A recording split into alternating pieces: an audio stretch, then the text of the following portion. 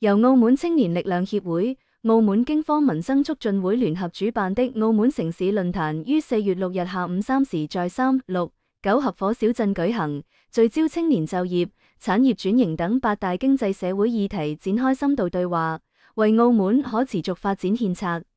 澳門青年力量協會、澳門經科民生促進會會長黃德來強調，澳門正處經濟多元轉型關鍵期，既通過跨界對話集眾志、尋共識，破解制約城市發展的深層矛盾，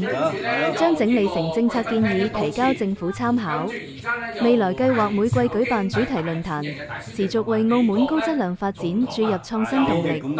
在熱烈的討論環節，與會者就澳門青年就業、中年失業以及青年就業過度依賴博彩旅遊業、結構失衡及面對衛星賭場到期引發的周邊商業困境、掘路施工、水貨街整治等其他議題上討論熱烈，形成諸多建設性思路。